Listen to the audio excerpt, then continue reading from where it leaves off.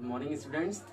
आज आप देखेंगे एक्सरसाइज 3.2 7th क्लास, जिसमें आपको पूछा गया है पहला क्वेश्चन कि गणित की एक परीक्षा में 15 विद्यार्थियों द्वारा 25 में से अंक प्राप्त किए गए। यानी 15 विद्यार्थी हैं और टोटल जो पूर्णांक है वो 25 का है। उसमें से आपको जो विद्यार्थी हैं उनको नंबर मिले हैं।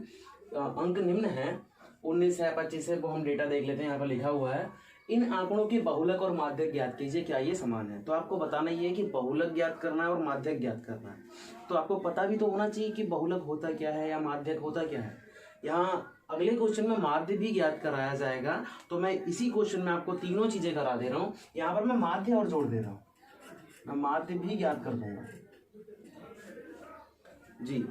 अब देखिए बहुलक क्या होता है। देखिए बहुलक वो आता है निम्न आंकड़ों में सबसे ज्यादा बार आने वाली संख्या।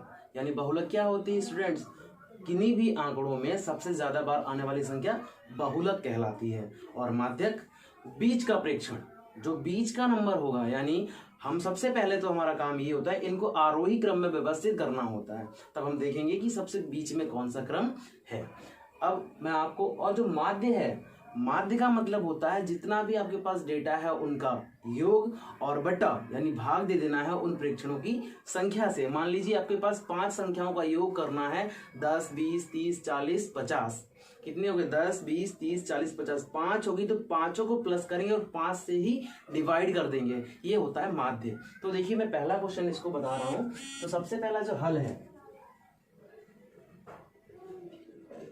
निम्न आंकड़ों को आरोही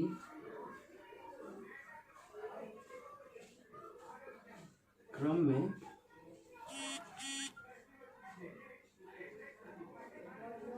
व्यवस्थित करने पर। अब आपको पता होगा आरोही क्रम क्या होता है। आरोही क्रम होता है बढ़ता हुआ क्रम, यानी पहले छोटा, उससे बड़ा, फिर उससे बड़ा, फिर उससे बड़ा। तो इन आंकड़ों में देखिए सबसे छोटा क्या है, आपको दिख रहा है सबसे छोटा, मुझे दिख रहा है। देखिए 9 जो है वो सबसे छोटा है, तो सबसे पहले 9 लिखेंगे। उसके बाद क्या है 9 से बड़ा? 10 है, लिख लीजिए। 10 से बड़ा क्या है बताइए? सॉरी, 5 है सबसे छोटा, तो हम 5 को पहले कर दे रहे हैं। 5 हो गया, 9 हो गया और 10 हो गया। अब 10 से बड़ा देखिए क्या है? 15 नहीं, 12 है। 12 के बाद 15 है, 12 हो गया, 15 हो गया। 15 के बाद देखिए स्टूडेंट्स 16 है, 16 भी हो गया। 16 के बाद क्या है सबसे बड़ा? 16 के बाद 19 है। और कोई तो नहीं है, देख लीजिएगा, भूल चूक हो जाए। 19 के बाद 20, एक बार हो गया 20, दूसरी बार भी 20 हो गया, तीसरी बार है 20, हाँ तीसरी बार भी 20 है, और चौथी बार भी 20 है। अब 20 के बाद सबसे बड़ा कौन सा है? 20 के बाद 23, क्योंकि 24 तो बड़ा होता है 23 से। 23, 24, तो 24 भी हो गया, 23 भी हो गया, और 25 और 25, तो 25 और 25। अब गिन लीजिए, 1, 2, 3, 4, 5, 6, 7, 8, 9, 10, 11, 12, 13, 14, 15। 1, 2, 3, 4, 5, 6, 7, 8, 9, 10, 11, 12, 13, 14, 15। यानी हमने आरोही क्रम में इनको व्यवस्थित कर लिया। अब हमारा काम ये है, सबसे पहला क्या पूछा है? आंकड़ों के बहुलक। तो हम सबसे पहले बहुलक ज्ञात करते हैं।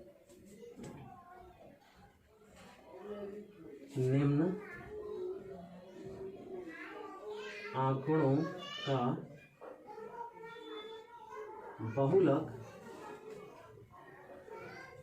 स्टूडेंट्स मैं आपको बता चुका हूं बहुलक क्या होता है। देखिए बहुलक आंकड़ों में सबसे ज्यादा बार आने वाली संख्या होती है। तो देखिए सबसे ज्यादा 5 एक बार आया, 9 एक बार, 10 भी एक बार, 12 भी एक बार, 15 भी, 16 भी, 19 भी। बट 20 कितने बार आया है? 4 बार। तो सबसे ज्यादा कौन सी संख्या आई है? 20। तो यही क्या हो जाएगा हमारा? बहुलक। ये हमारा पहला आंसर हमें मिल गया कि निम्न आंकड़ों का बहुलक 20 है। अगला क्वेश्चन पूछा है माध्यक, तो हम लिखेंगे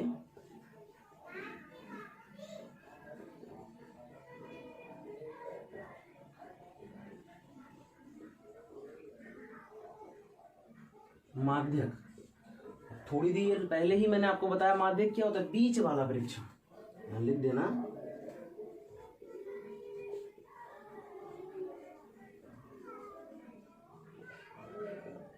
देखिए पहले वाले आंकड़े में तो हमें बीच में नहीं मिलता क्योंकि वो व्यवस्थित नहीं था। अब देखिए आरोही क्रम में ये व्यवस्थित है, तो बीच वाला प्रेक्षण भी देखिए, सबसे जो बीच वाला प्रेक्षण है उसे हम 20 ही बोलेंगे, ठीक। तो यानी जो बीच वाला प्रेक्षण आएगा, आंकड़ा आएगा, वो क्या आएगा, 20। अब बात आती है माध्य की। तो माध्य ज्ञात करने के लिए